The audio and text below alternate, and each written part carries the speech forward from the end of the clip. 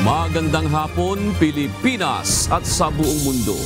Tayo po ay sabayang napapakinggan sa Radyo La Verdad 1350, ang UNTV Radio. At una sa ating mga balita.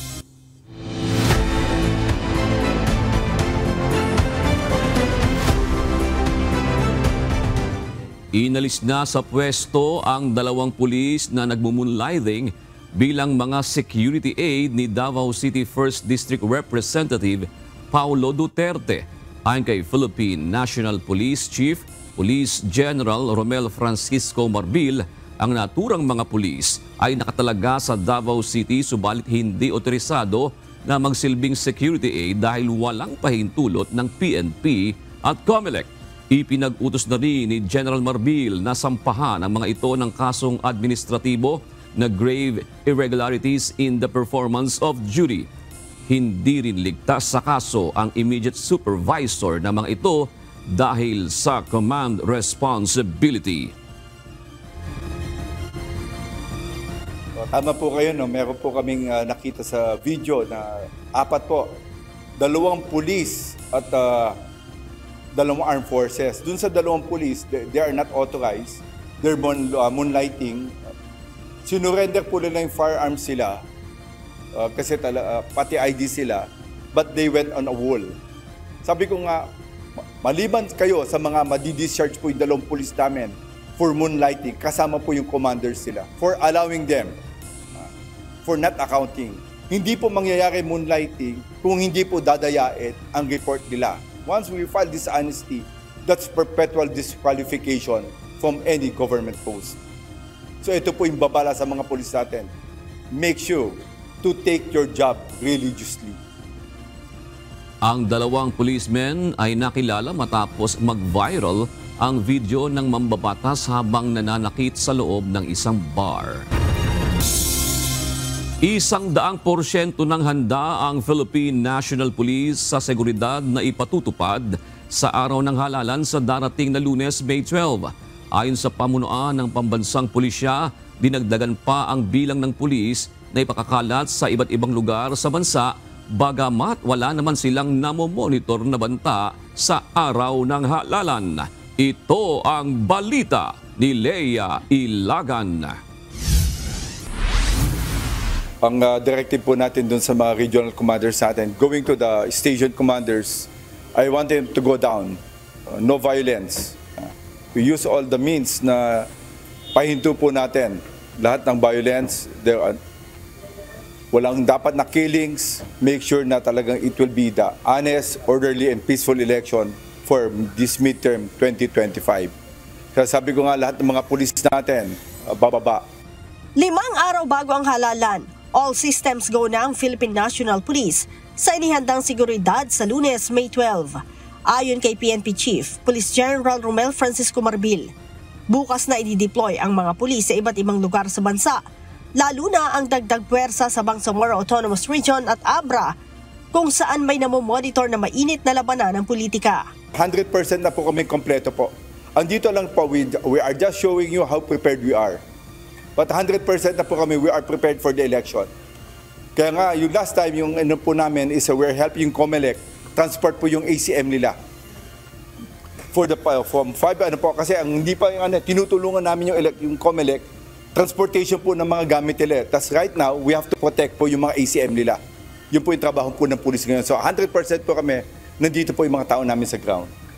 Bagamat wala aniya silang namomonitor na banta para sa kaligtasan ng eleksyon, itinaas na sa mahigit 163,000 ang pulis na i-deploy sa ground mula sa mahigit 120,000. Target kasi aniya nila ang zero violence sa araw ng halalan. Papanagutin din ni Chief PNP ang mga ground commanders sa lugar na may insidente ng karahasan sa araw ng eleksyon. Sabi ko nga, ang consequence ito, we will be filing cases. Hindi po matatapos yung election sa amin. By May 12, there will be reckoning for people who will not in any way hindi effective dun sa implementation ng gusto nating no violence.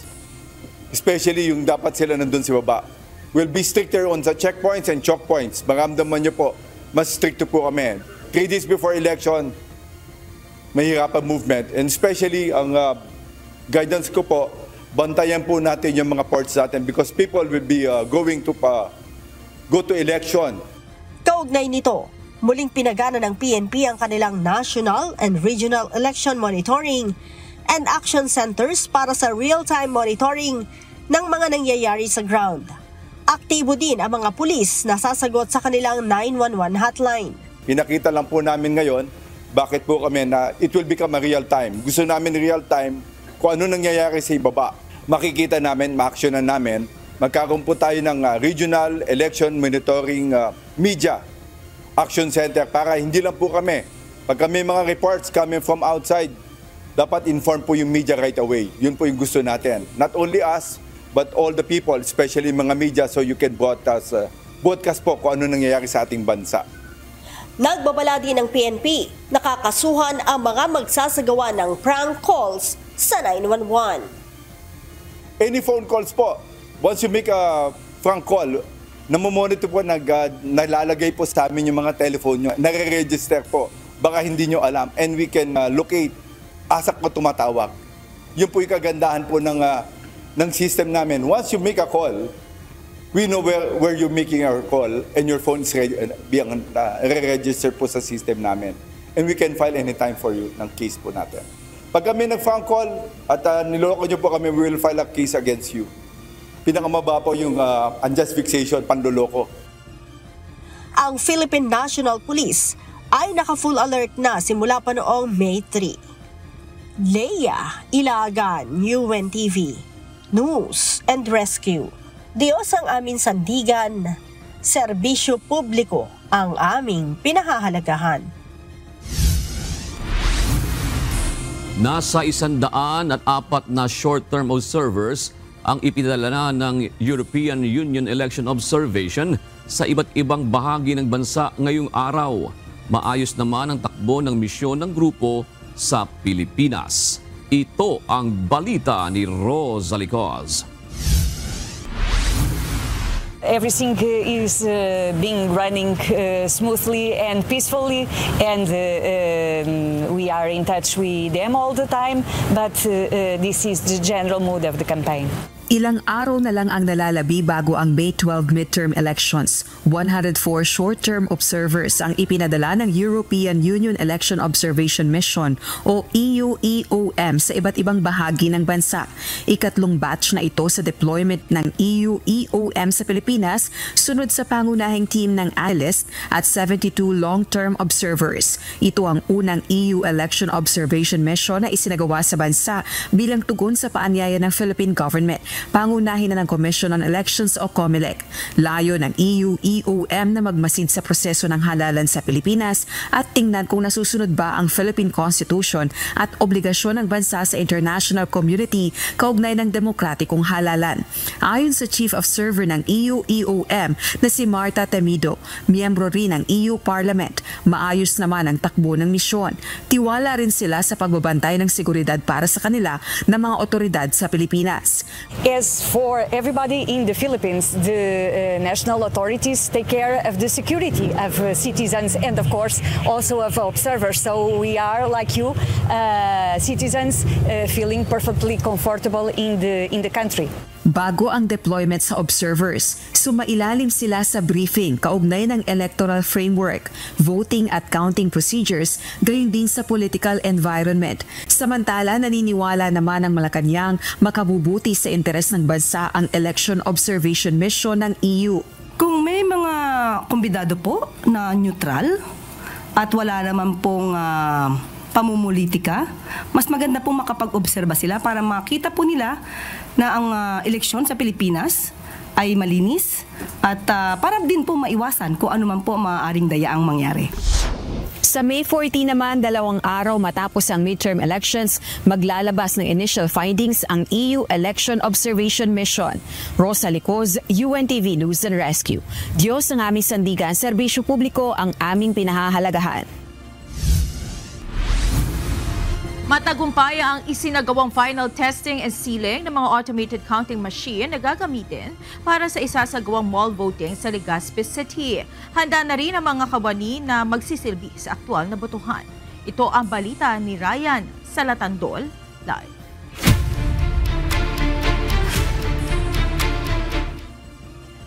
Ryan, kumusta ang isinagawang final testing ng mga ACM? Wala namang bang problema sa mga makina na gagamitin? Yes, Monica, magandang gabi. Ayon sa Commission on Elections Albay, naging maayos ang isinagawang mall mock voting dito at walang naitalang aberya ang Commission on Elections sa mga automated counting machine na dinala dito. Monica, kung matatandaan natin, ito na ang pangalawang pagkakataon na magkakaroon ng mall voting dito sa probinsya at inaasahan na magiging maayos ang magiging sitwasyon dito sa darating na eleksyon. Natapos na ang isinagawang final testing and sealing ng mga automated counting machine o ACM na gagamitin sa mall voting sa isang mall sa Legazpi City, Albay. Isinagawa ng Commission on Elections Albay ang simulation kung saan ipapakita ang gagawin sa aktwal na araw ng halalan upang matiyak na handa ang mga ACM at magiging maayos at tahimik ang proseso sa gagawing halalan. Sa mga mall po wala tayong problema. Napakita doon na yung ACM is accurate at wala po tayong problema. Mismong aktwal na pangalan ng mga kandidato ang nakalagay sa mga balotang ginamit.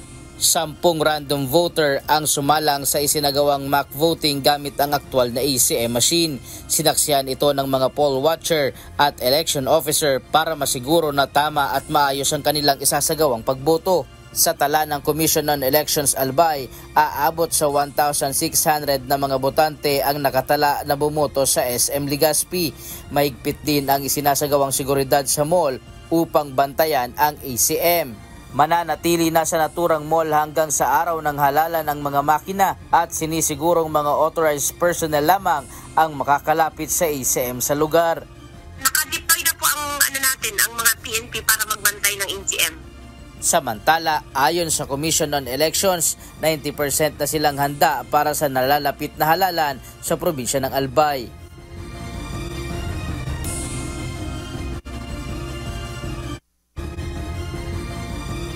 Monica, bagamat itong isinagawang mock voting dito sa isang mall dito sa Legazpi City ay nakapagtala naman ang Commission on Elections Albay ng mga nagkakaproblemang USB card. Dito nga ito sa parte ng Daraga Albay kung saan nag-failed itong USB card sa Daraga East at sa parte ng Bagong Bayan kung saan ito yung mga pagdadausan din ng botohan at dadalhin itong mga ACM na ito sa technical hub sa probinsya ng Albay para i-configurate. Samantala, dito pa rin sa Bicol region ay nakapagtala na din ng 4 na election-related incident ang Philippine National Police Region 5. Ang isa ay sa Albay, sa Camarines Norte, Camarines Sur at ang isa po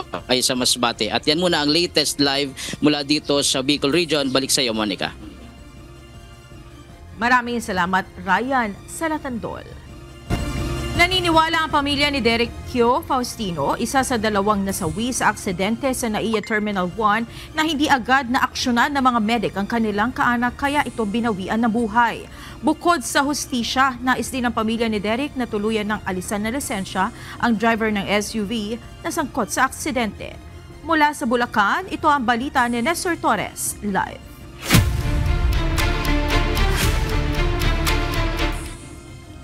Nestor, meron na bang natanggap na tulong ang pamilya ng nasawi sa nangyaring aksidente sa NAIA Terminal 1 mula sa NNIC?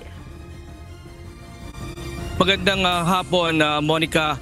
Ayon sa kaanak nga ni Derek Faustino, mula nang mangyari itong ang aksidente at hanggang sa madala dito sa Bulacan ang labi ng kanilang mahal sa buhay ay sinagot naman ng NAIA ang gastos pati ang ataol hanggang sa pagpapalibing dito. Ang sentimiento talaga namin ay yung statement na sinabi ng ka-office mate niya.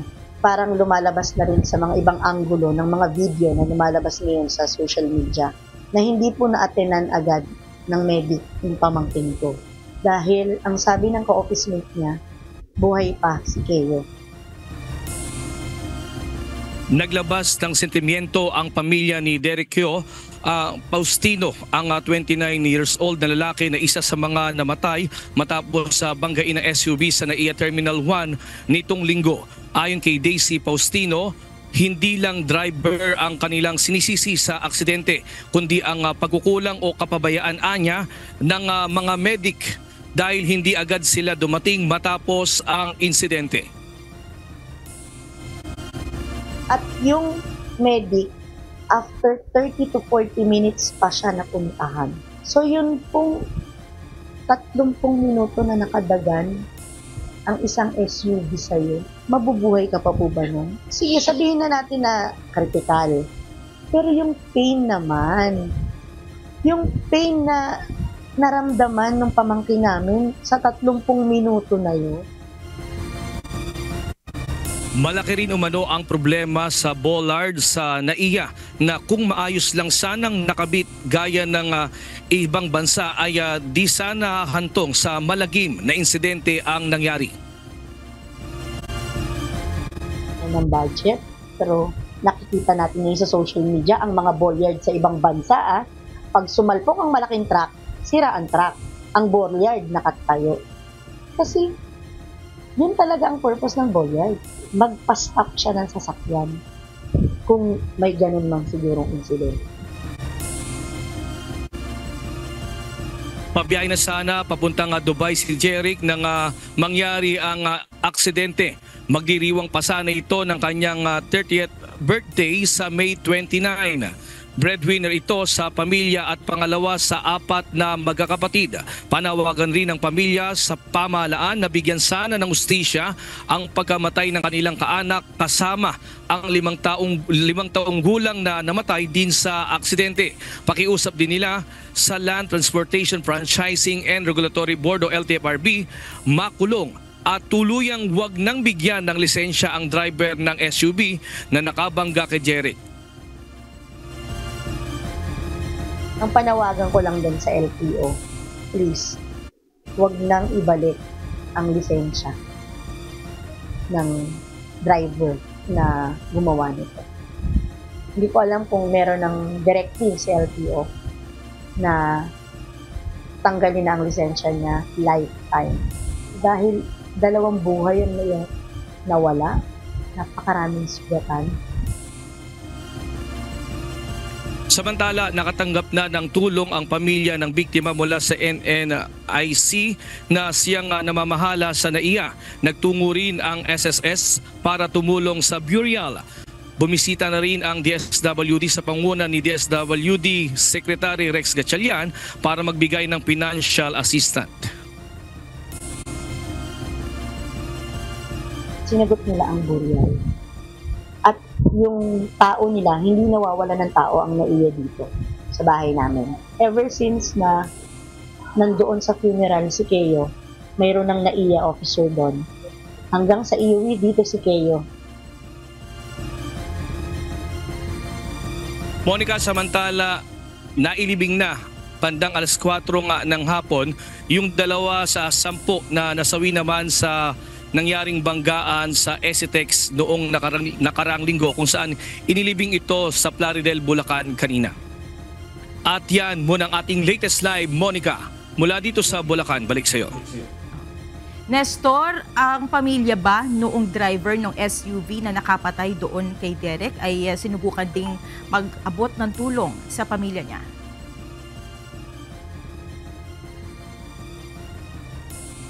Sa ngayon nga, yun nga yung pamilya ni Derek ay ng mga tumutulong na rin yung mga pamilya ni Derek doon sa kapwa niya pamilya, yung mga nasawi. Pero ang talagang hinihintay nilang tulong ay yung manggagaling sa lokal na pamahalaan at maging sa NAIA at sa iba't ibang ahensya ng pamahalaan na malaking tulong rin. Lalo na ito ay malaking kawalan sa kanila, yung pagkamatay ng kanilang kaanak na si Jeric, dahil ito yung inaasahan sa 4 na magkakapatid. Alright, maraming salamat Nestor Torres, live mula sa Bulacan. Dapat pag-aralan munang mabuti bago ipatupad ng Department of Transportation ang mandatory drug testing sa public utility vehicle o PUV drivers. Naniniwala si One Rider Party List Representative Bonifacio Bosita, discriminatory ang polisiya at posibleng pagmulan ng korupsyon. Kasunod ng dumaraming bilang ng aksidenteng kinasasangkutan ng PUV drivers, ipinag-utos ng DOTR ang mandatory drug testing sa mga tsuper ng pampublikong sasakyan. Bakit public utility drivers lang? Bakit discriminatory na agad yung policy? Ay kung ako private car owner, are you saying na hindi ako gumagamit ng drugs, illegal drugs? Discrimination. Pangalawa, corruption. Why? Kasi kayang-kaya nilang obligahin itong mga ito mandatory. Pero wala tayong katiyakan na dadaan sila sa tamang proseso. Narito naman ang mga balita sa iba't ibang panig ng mundo na iahati ng ating global correspondent na si Jack De Ocampo mula sa Chester, United Kingdom.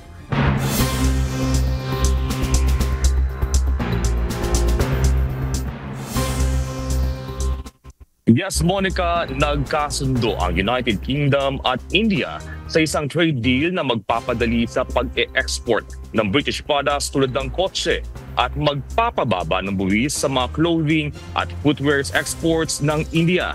Inilarawan ng UK ang kasunduan bilang isang landmark deal na magpapalakas sa ekonomiya. Itinutuloy naman ni Indian Prime Minister Narendra Modi ang kasunduan bilang isang historic milestone na kapwa kapaki-pakinabang para sa dalawang bansa. Inaasahang magdudulot ito ng karagdagang kita sa kalakalan taon-taon pagsapit ng 2040, kung saan mababawasan ang taripa sa mga produkto katulad ng pagkain, alahas at mga mamahaling kotse. This is a historic day for the United Kingdom and for India, because this is the biggest trade deal that we, the UK, have done since we left the EU, and it's the most ambitious trade deal that India has ever done.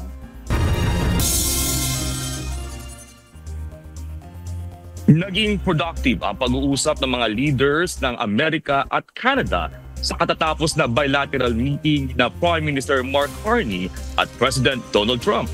Napag-usapan ng dalawa ang patungkol sa tariffs, security at iba pa.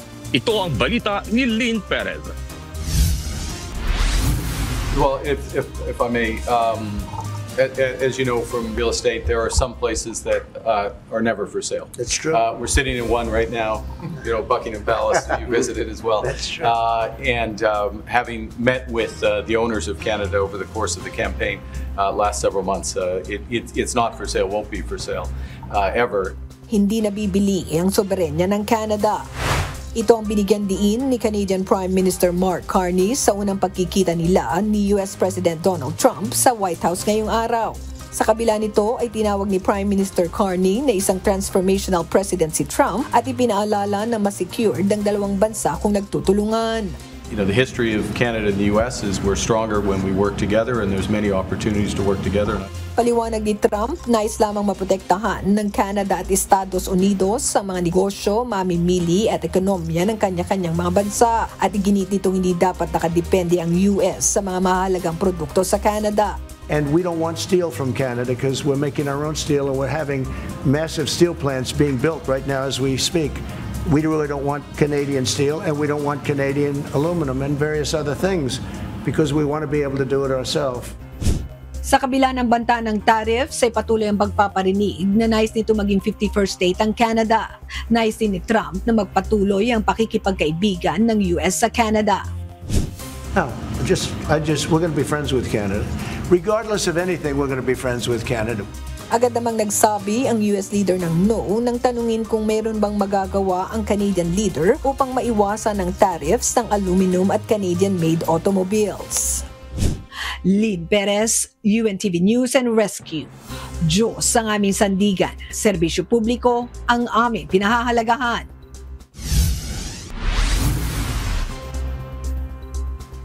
Nakatakdang dumating si Chinese President Xi Jinping sa Moscow upang dumalo bilang pangunahing panauhin ni Russian President Vladimir Putin sa Victory Day Military Parade sa Biyernes, May 9. Ito ay bilang isang pagunita sa pagkatalo ng Nazi Germany noong World War II. Kasama rin sa pagbisita ang pagpapalalim ng mutual trust sa pagitan ng dalawang lider. Kasalukuyang nahaharap sa mga pagbatiko si Putin kaugnay ng pag-atake nito sa Ukraine habang nananatiling hamon naman sa China ang malaking taripa na ipinapataw ng US. Bukod kay Xi, inaasahan ding dadalo sa komemerasyon ang iba pang leader ng mga bansa gaya ni Brazil's President Luiz Inácio Lula da Silva, Vietnam President Tu Lam at Belarusian leader Alexander Lukashenko.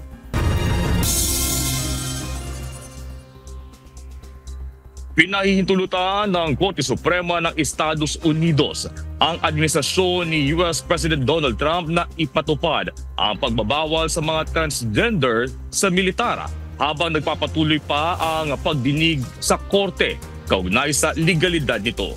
Binatikos ng mga LGBT rights group ang desisyon at tinawag na isang devastating blow sa mga transgender na sundalo na napatunayan na ang kakayahan at dedikasyon para sa bayan. Ayon kay Trump, ang gender identity ay isang kasinungalingan at hindi tugma sa mga pamantayang kailangan ng isang sundalo. Ngunit tinutulan nito ng 3 liberal na maestrado ng korte. Ang desisyon ng Korte Suprema ay hindi pa pinal at maaaring bumalik sa kanilang kapangyarihan matapos ang susunod na pagdinig sa mababang hukuman.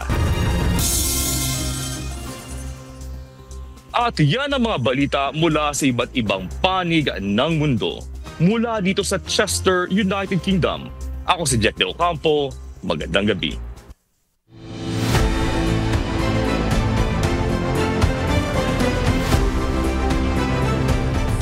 Sinagot at ipinaliwanag ng Commission on Elections sa COMELEC ang issue ni dating Civil Service Commissioner Attorney Aileen Lizada na nag-overvote siya sa isang final testing and sealing sa Davao City pero binasa pa rin ito ng Automated Counting Machine o ACM.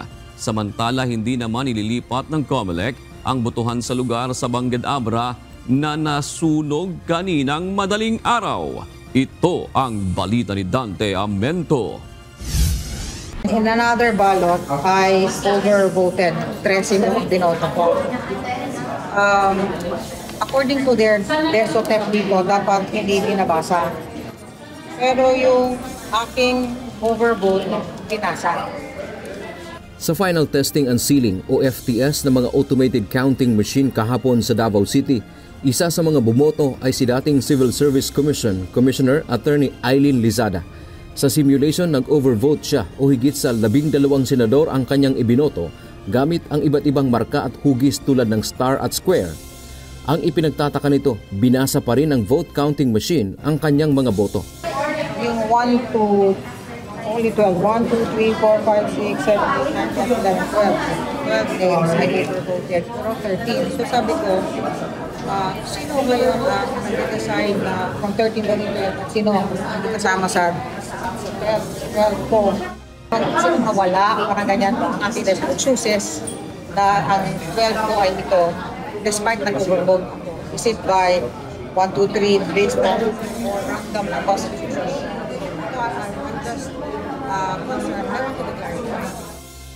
Sinagot naman ito ni Commission on Elections o COMELEC Chairman George Erwin Garcia.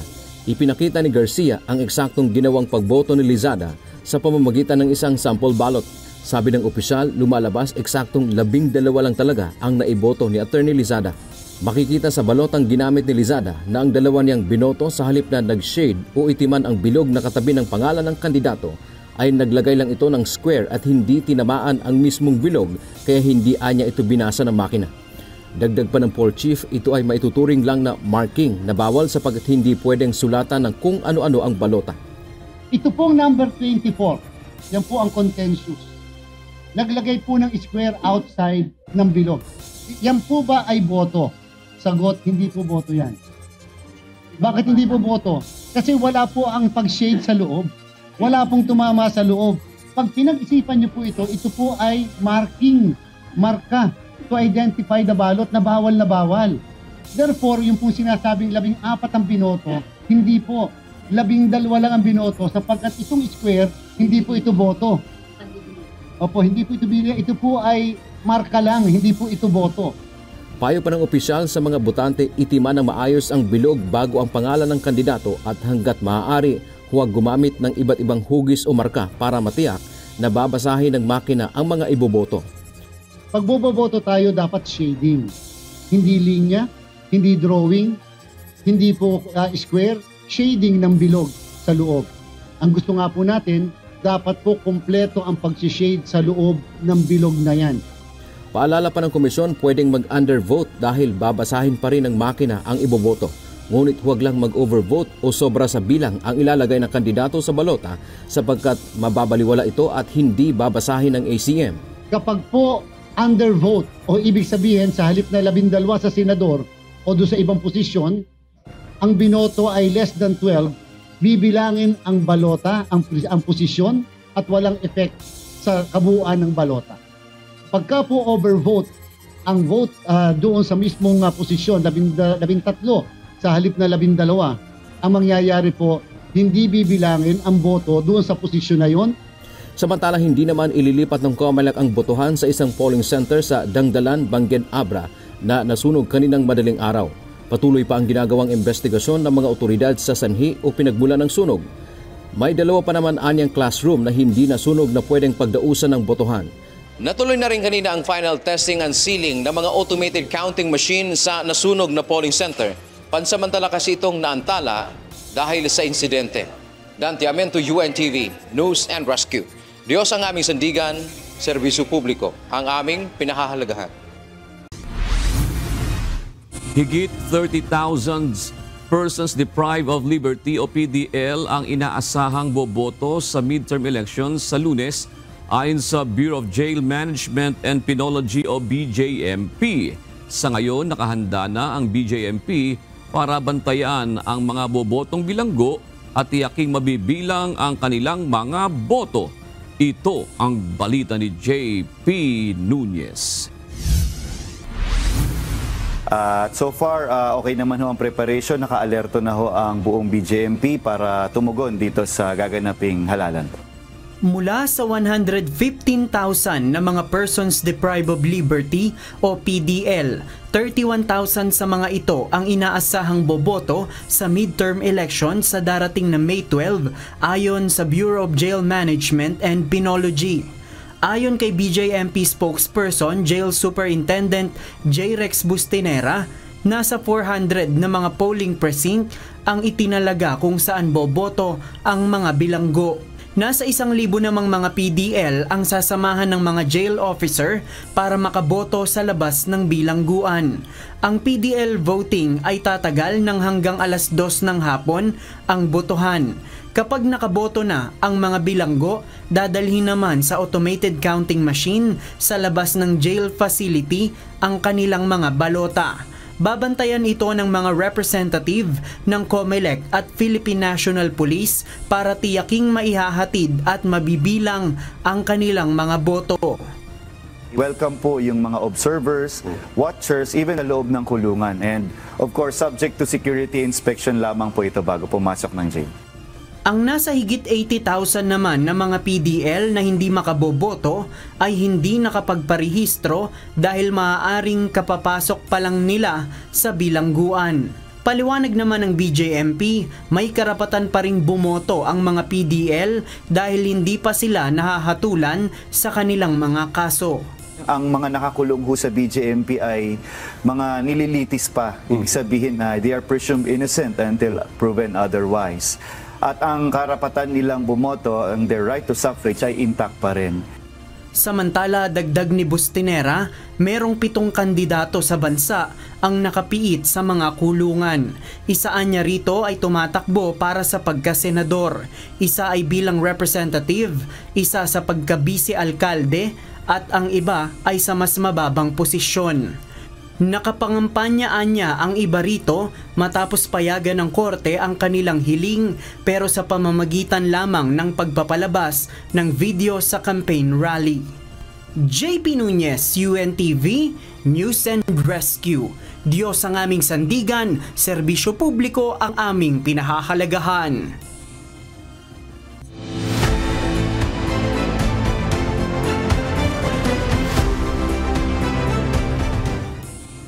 Muling nagbabala ang Malacanang sa pagkalat ng mas maraming maling impormasyon o fake news habang papalapit ang halalan. Tiniyak naman ng palasyo ang seguridad at benepisyo ng mga gurong magsisilbi sa eleksyon sa Lunes.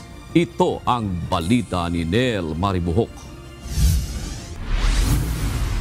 Iwasan po natin hanggat maaari ang makinig, manood ng alam nating mga na ang content ay puro pagbatikos sa pamahalaan ng walang ebidensya. Iwasang makinig sa mga pambabatikos na walang basihan. Ito ang payo ng Malacanang sa publiko, lalo na ngayong papalapit na ang eleksyon kung saan inaasahan ng mas maraming pagkalat ng fake news.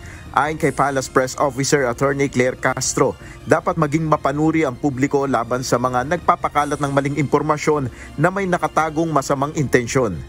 Unang-una po na maipapayo ng administrasyon, maging mapanuri.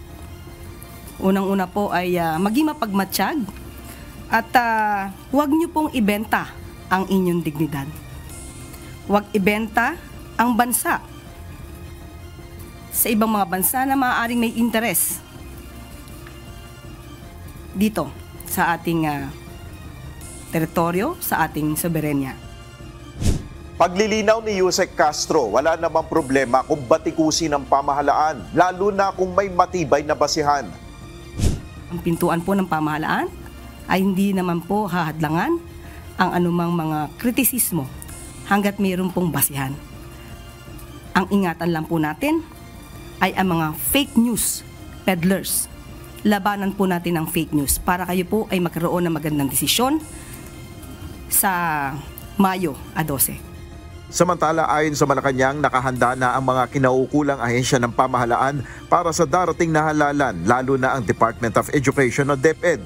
Tiniyak ng Palace official ang seguridad ng mga guro at maging ang kanilang benepisyong matatanggap dahil sa kanilang pagseserbisyo sa midterm elections. Ang sabi po ni Department or DepEd Secretary Sani Angara, handa na po sila at magsasagawa po sila ng nationwide deployment ang DepEd Election Task Force para sa real-time na monitoring, tulong at agarang tugon sa mga insidente simula linggo, May 11. At may nakalaan pong pondo para sa mga honorarium, sa mga magsisilbi ngayong halalan. At para na rin po sa paghahanda at paglilinis ng mga paaralan bago at matapos ang eleksyon. Nel Maribuhok, UNTV News and Rescue. Diyos ang aming sandigan, serbisyo publiko ang aming pinahalagahan. Hinikayat ng Department of Information and Communications Technology at Cybercrime Investigation and Coordination Center o CICC ang giant tech company na Meta na pabilisin ang pagtugon laban sa maling impormasyon na maaaring makasira sa mga institusyon o magdulot ng kaguluhan sa eleksyon. Bagaman binura na ng Meta ang libu-libong fake accounts at pages sa mga social media platform nito, pinuna pa rin ng DICT ang mabagal na takedown responses ng kumpanya. Ayon kay DICT Secretary Henry Aguda, dapat mamuhunan ang Meta sa localized moderation upang mas maunawaan ang kulturang Filipino sa pagmamoderate ng content sa social media. Bunsod ng nangyaring sunog kaninang madaling araw sa Dangdangla Elementary School sa Bangged Abra, gagawa ang Commission on Elections Cordillera ng mga makeshift polling place para hindi na kailanganin pang ilipat ang gagawing halalan sa darating na May 12. Mula sa Baguio City, ito ang balita ni Grace Doctolero live. Magandang gabi, Grace. Gaano ba karaming rehistradong botante ang nakatala dyan sa Dadangla Elementary School. Yes, June, magandang gabi. Nasa 900 na mga registered voter ang nakatala sa Dadangla Elementary School. Ayon sa pamunuan nga ng COMELEC Abra, natuloy ang final testing and sealing kung saan isinagawa ito sa opisina ng election officer. Tiniyak ng COMELEC na hindi ililipat ang botohan kahit na nasunog ang Dadangla Elementary School sa Benguet, Abra. Sa pahayag ni Attorney Julius Torres, ang Regional Director ng COMELEC Cordillera, gagawa sila ng makeshift polling place sa eskwelahan para matuloy ang botohan sa lugar.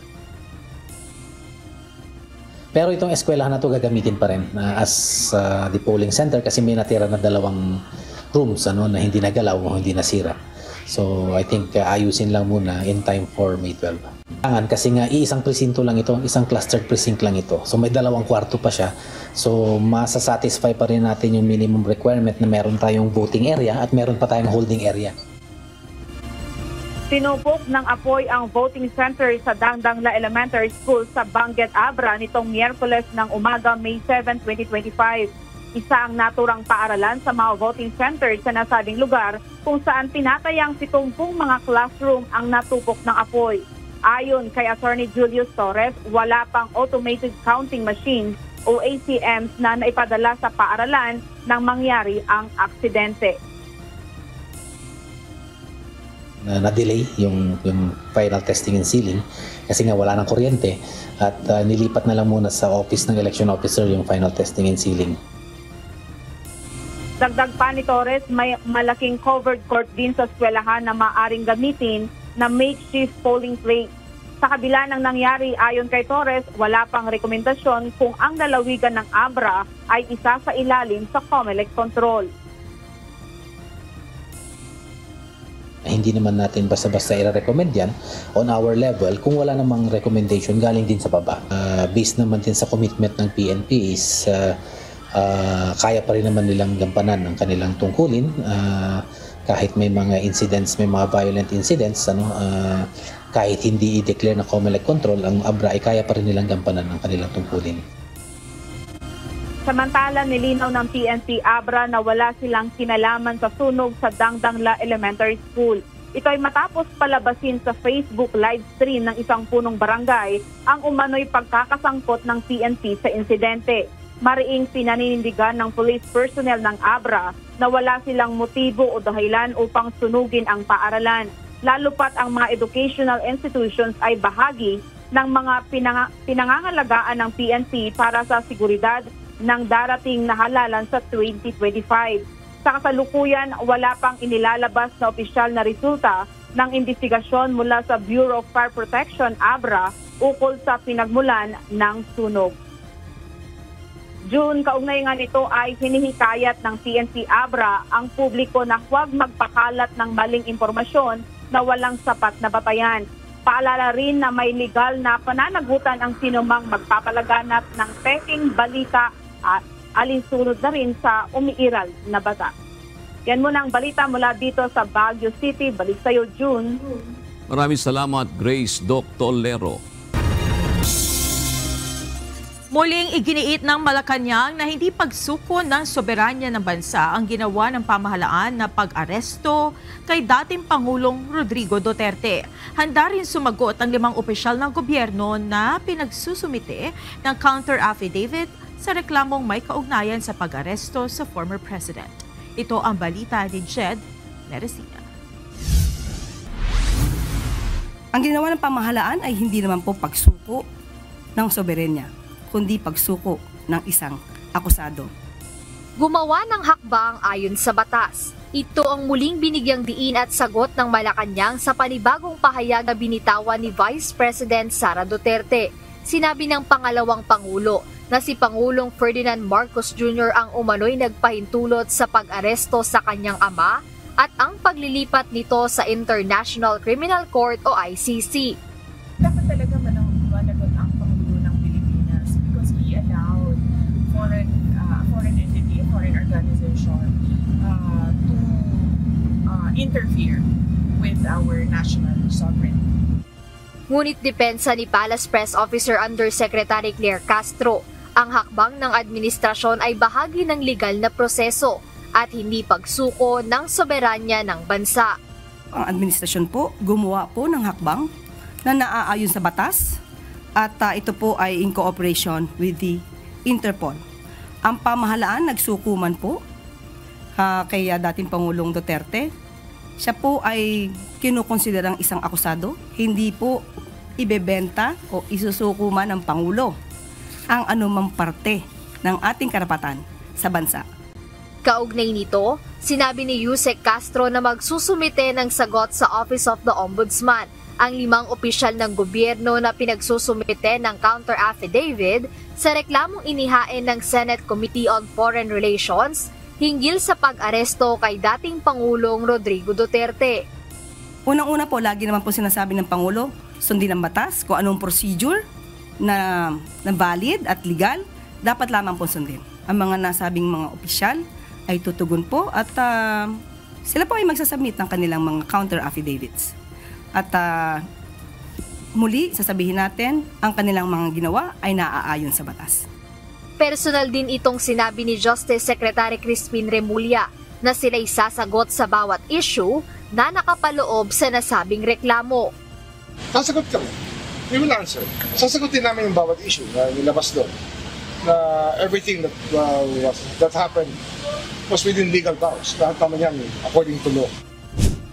Inaasahang pagkatapos ng pagsusumite ng counter-affidavits, maaaring magpatuloy ang preliminary investigation ng Ombudsman at dito malalaman kung may basihan para sa pag-usad ng kaso o ito'y i-dismiss na. Jed Neresina, UNTV News and Rescue. Diyos ang aming sandigan, serbisyo publiko ang aming pinahahalagahan. Inaasahang dadalo si Vice President Sara Duterte sa preliminary investigation ng Department of Justice sa Biyernes, May 9. Kaugnay ito ng reklamong inihain laban sa kanya ng National Bureau of Investigation sa umunoy pagbabanta kay Pangulong Ferdinand Marcos Jr., First Lady Liza Marcos at House Speaker Martin Romualdez. Ayon kay Justice Secretary Crispin Remulla, maaaring samahan si VP Duterte ng kanyang security sa pagdinig. She will have the PSG with her here. Open naman sila, pwede naman sila pumunta rito to the premises. And it's going to be the call of the Prosecutor General. Hindi po ako nag-handle ng preliminary investigation. Nais alamin ng Land Transportation, Franchising and Regulatory Board o LTFRB ang ipinatutupad na medical protocol ng Pangasinan Solid North Bus Transit sa kanilang mga empleyado. Ito'y matapos lumabas sa inisyal na investigasyon na nakatulog ang driver ng bus na sanhi ng karambola ng mga sasakyan sa SCTEX dahil umano sa ininom nitong gamot sa alta presyon. Ito ang balita ni Benedict Samson. Based on the initial finding, he took his lunch. After lunch, uminom siya ng losartan at saka isa pang gamot. And the effect of this medicine is it will dilute the blood and then eventually aantukin ka. Epekto ng maintenance medicine. Itong nakilang dahilan kung bakit umano inantok ang bus driver ng Pangasinan Solid Bus na bumangga sa 4 na sasakyan sa Subic-Tarlac Expressway o SCTEX noong May 1. Na ikinasawi ng 10 at ikinasugat ng higit 30 individual. Base po sa aming pagbabasa po, ang tendency niyan is yung dugo mo lalabnaw. Pag lumabnaw ang dugo mo, there is a possibility na antukin ka. Especially, kakakain lang niya ng tanghalian. Ayon kay Land Transportation, Franchising and Regulatory Board Chairperson Attorney Chopilo Guadis III, dahil dito ay nais nilang malaman kung ano-ano ang ipinatutupad na medical protocol ng naturang bus company. Tingin ni Guadis, may pananagutan ng kumpanya sa kapabayaan ng driver. What we would like to establish is the knowledge of the management on the condition of the driver. Dapat malaman ng management. Kung hindi nila alam, dapat nalaman nila yan. Because that is the health of their driver. Ito yung araw-araw na bumabiyahe sa daan. So either way, we think the management has to answer for the negligence of the driver. Ngunit ayon naman kay Attorney Alex Bersosa, hindi naman uminom ng maintenance medicine ang driver bago ito bumiyahe. Ang iniinom na gamot sa hypertension din ang dahilan kung bakit noong una ay tumangging magpa-drug test ang bus driver. Sabi niya losartan at saka amlodipine. Pero sa araw daw na yon, actually hindi daw siya nakainom ng gamot na yon. Okay, so wala siyang ininom na gamot? On that day, yes. Nagtitake ka ng maintenance, yun yung paliwanag niya. Natakot siya na magpa-drug test kasi yung tinitake niya na maintenance. So, in-interview ko siya tungkol doon, tapos yung punto na alam ba ng management yan. Hindi ko na sinabi kasi paminsan-minsan lang naman. Ayon pa kay Atty. Bersosa, hindi naman anya na sobrahan sa oras ng biyahe ang driver dahil ito pa lang ang kanyang first trip. On record, umalis siya sa Cubao, dispatch, alas 9 na umaga, around 1.5 hours, so that's 10:30. Nandun na siya sa Dao. Around 30 minutes na stopover doon. After that, biyahin na siya uli. That was around 30 to 45 minutes doon sa accident area. Samantala, sa susunod na hearing ng LTFRB sa May 21, kabilang naman sa kanilang ipinatatawag ay ang kinatawan mula sa bus company, driver at ang konduktor. Dito, aalamin din ng LTFRB kung bakit hindi ginising ng konduktor ang driver kung nakita naman pala nitong inaantok na. Benedict Samson, UNTV News and Rescue. Diyos ang aming sandigan, serbisyo publiko ang aming pinahahalagahan. Responsibilidad ng mga motorista ang sarili nilang kaligtasan kapag nasa biyahe. Ayon sa isang road safety advocate, kailangan ang sariling disiplina kapag nagmamaneho. Target naman ng Land Transportation Office o LTO na wala nang mairecord ng mga aksidente sa mga expressway. Ito ang balita ni Ivan Alvarez. Bago umalis, magdasal muna tayo para iwas disgrasya at nandyan yung gabay yung Panginoon natin. Tapos bago umalis, dapat sinicheck yung sasakyan kung may problema. Baonan natin palagi yung mahaba ang pasensya. Dahil yun, pag mainit ang ulo mo, yan ang kadalasan sa mga hindi mo maiwasan yung away. May obligasyon sa kalsada. Ito ang binigyan diin ng mga motorista tuwing hahawak ng manibela. Sang-ayon naman dito ang director ng Philippine Advocates for Road Safety o PARS matapos ang magkakasunod na mga aksidente sa kalsada nitong mga nakakaraan. Kaya malaki ang individual responsibility ng isang gumagamit ng sasakyan ng kanyang behavior sa pagmamaneho at pag-iingat na kailangan maging ligtas ang kanyang sarili, ang kanyang pasahero at ang ibang road users na nasa kanyang paligid. Payo pa nito, ibigay ang buong atensyon sa kalsada, maging pamilyar sa minamanehong sasakyan at magbigay galang sa mga kapwa motorista. Yung behavior mo dapat maging aware ka. Mabuti yung maging mapagbigay ka, maging maintindihin mo ang ibang motorista na pare-pareho lang kayong may karapatan sa paggamit ng lansangan. Kung nakat ka o in-overtaken ka, medyo pagbibigyan mo. Samantala, tina-target naman ng Land Transportation Office o LTO na wala nang maitatalang mga aksidente sa mga expressway. Kailangan natin baguhin yung mga lumang pamamaraan na nagdudulot na aksidente sa ating mga one accident too many. Kasi ang ating goal, expressway, zero accidents. Kasama na rito ang paghihigpit sa pagpapatupad ng mga batas trapiko, gaya na lamang ng pagdadagdag ng mga law enforcer, paggamit ng speed gun checks at regular na pag-iikot ng mga LTO mobile unit. Ayon sa LTO, kasabay ng kanilang mga aksyon upang mabawasan ang mga disgrasya sa kalsada ay ang pakikipagtulungan din ng bawat motorista. It's discipline, discipline, discipline. We want the zero accidents. And with the help sa ating mga motorista, sana mag-cooperate sa lahat, no? Magagawa po natin ito. Ivan Alvarez, UNTV News and Rescue. Diyos ang aming sandigan, serbisyo publiko ang aming pinahahalagahan. Hindi na bibiyahe ng malayo ang mga residente ng Embo Barangay simula ngayong araw para magpakonsultang medikal. Ito'y matapos buksan ang lahat ng barangay health centers kasunod ng kautusan ng korte na ibinibigay ang pangangasiwa sa mga pasilidad sa Taguig City. Ito ang balita ni Ryan Lacanlale. Yes, wala, as in wala. Walang endorse.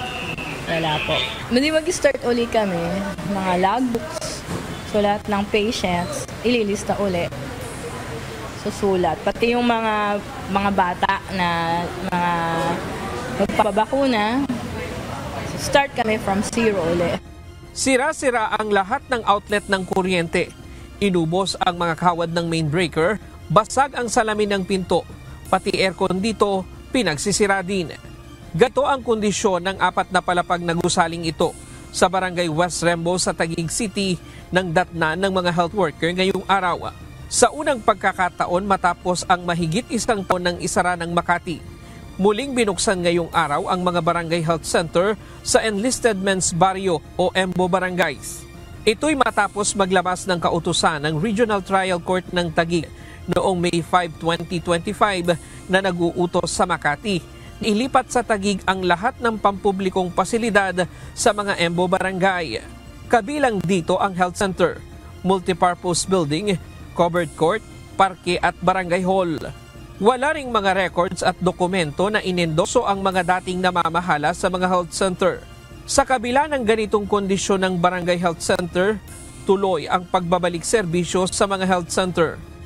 Gumawa ng paraan yung electrician, so mayroong dyan sa may poste, nakikabit lang for temporary use para lang may magamit. Tapos ginagawa nila yung mga switches, no, tsaka yung mga outlet para lagyan ng wirings. So marami ng pasyenteng nagpunta kaninang umaga. Actually, after lunch, natapos na eh. Kasi araw kasi ng bakuna ngayon, although wala kaming tinatanggihan, kaya kung may pumunta, tinitingnan namin. Ikinatuwa naman ng mga residente ng EMBO Barangay ang muling pagbabalik serbisyo sa kanilang mga health center. Ay, di siyempre masaya kasi malapit na, hindi na kami lalayo. Konting lakad lang, pwede na kami magpa-check up, may gamot na. O, hindi kagaya nung nasa malayo pa kami, ang tagal. Abuti pa kami ng tanghalian. Ikagaya ngayon. Kahit ngayon, pumunta ako, pwede na ako magpa-check up kasi may doktor na. Mas okay na po kasi mas malapit nang hindi na pupunta-punta pa ng malayo. Bakit? Gaano bang hirap nyo dati? Ilang commute po papunta ron Kaya mahirap po. Ang senior citizen na si Tatay Rafi, may maintenance na siyang gamot. Bukod sa natatakot na malaman ang kanyang sakit, aminado rin siya na tinatamad magpatingin dahil nalalayuan sa catchment area sa Port Bonifacio. Yan na po ang mas maganda na buksan na.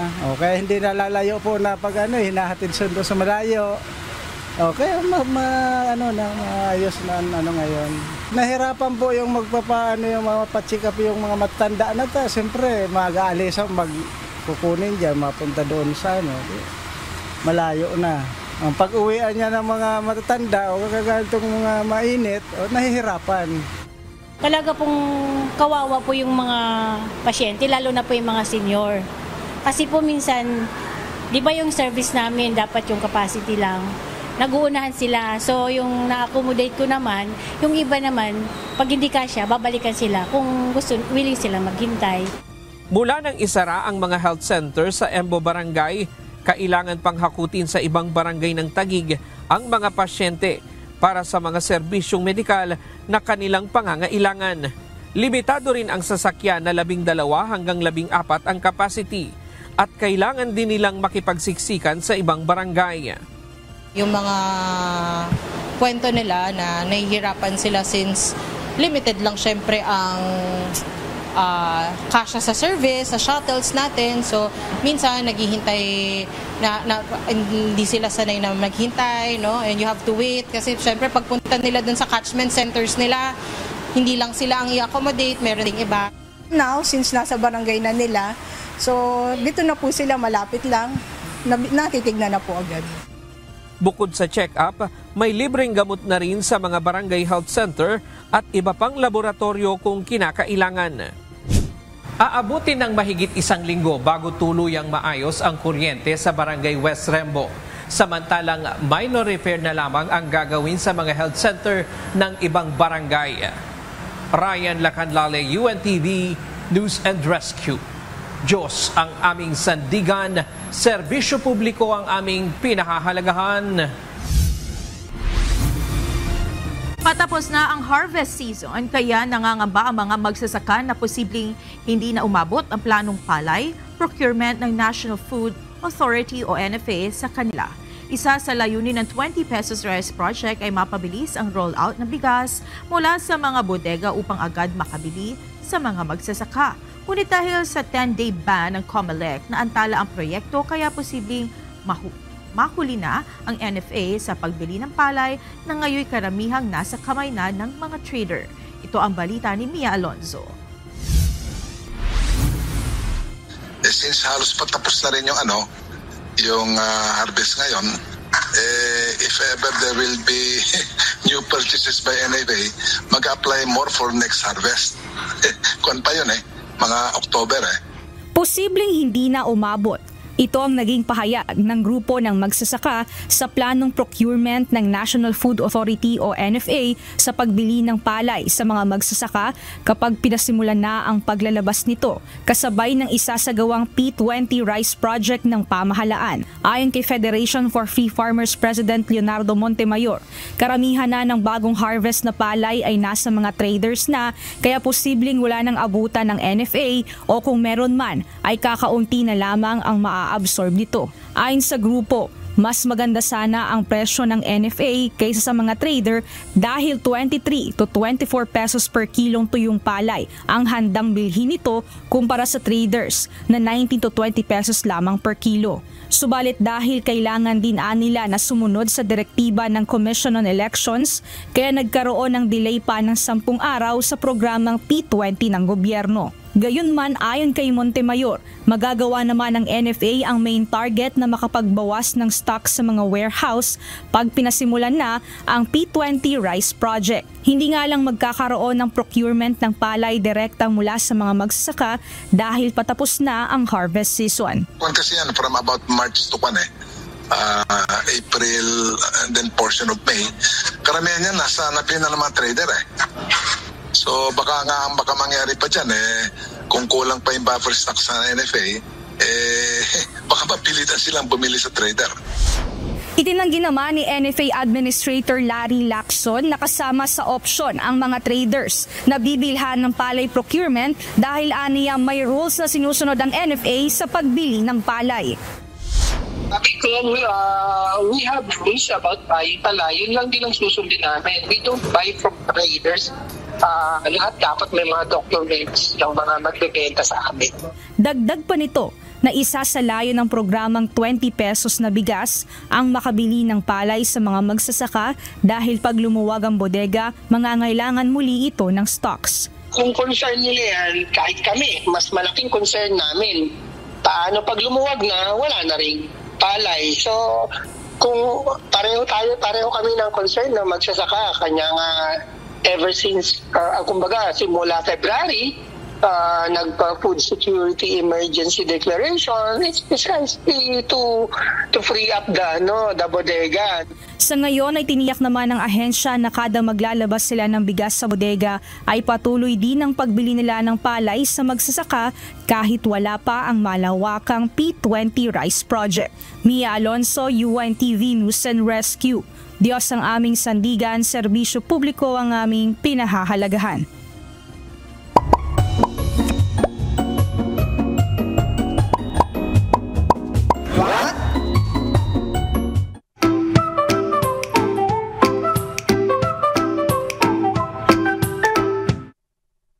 Dagdag kaalaman po, sabi nila kapag di ka daw natuli, hindi ka daw tatangkad.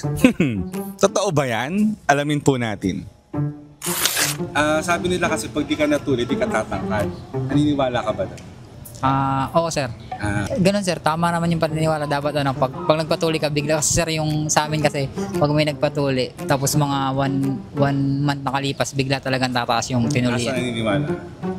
Naniniwala ka ba na pag tinuli tatangkad o ano? Oo, naniniwala. Kasi parang yun ang naging tradition dito sa Philippines. Pero ikaw naranasan mo? Oo, tumangkad ako na nagpatuli ako. Anong masasabi mo dun sa mga dito mga kad? Baka di pa sila tuli. Sa totoo lang, walang scientific evidence na nagpapatunay na ang pagtutuli ay may kinalaman sa height ng lalaki. Walang koneksyon ang balat ng ari sa growth hormone ng katawan. Ang responsable sa pagtangkad ay ang growth hormone na nilalabas ng pituitary gland sa utak. Walang kinalaman ng foreskin dyan. Aminin na natin, cultural belief lang yan sa Pilipinas. Matagal na itong paniniwala na kapag natuli ka, mas bibilis daw ang pagtangkad. Pero ang totoo, wala pa rin siyentipikong pag-aaral na sumusuporta dyan. Ang height ay nakadepende sa genes, nutrition, tulog at physical activity, hindi sa tuli. Kung gusto mong tumangkad, mas importante ang tamang nutrisyon, sapat na tulog at exercise habang bata pa. Tuli, paniniwala lang yan, hindi medisina para tumangkad. Kaya next time na may magsabi sa'yo niyan, sabihin mo, height is science at hindi po haka-haka. Matangkad ka man o hindi ka man matangkad, wala po yan sa tuli. Sana po may natutuhan kayo at laging tatandaan, mapalad po ang tao na nakakasumpo ng karunungan at ang tao na nagtatamo ng kaunawaan.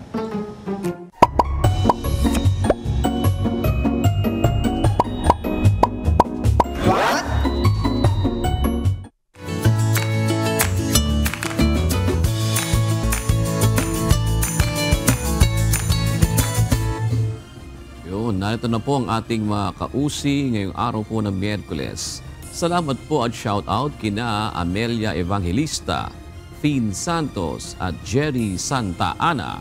Gayon din kay J.V. Migo, Dano Valdez at Edwin Vergara.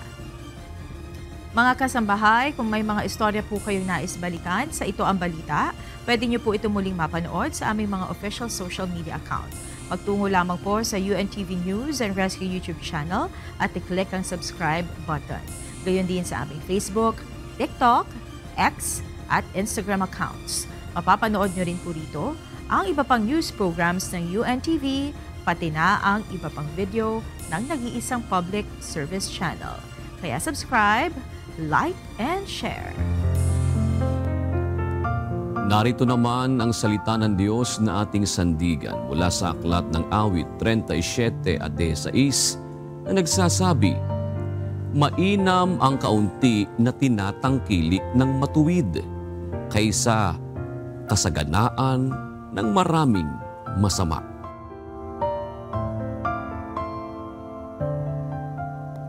At taan ngayong gabi, aming inilahad ng buong katapatan kung paano namin nasaksihan. Kayo po'y makapagtitiwala ng aming nakita at narinig, ang aming ibinabalita. At dito po sa UNTV, Diyos ang aming sandigan, serbisyo publiko ang aming pinahahalagahan. Magandang gabi po.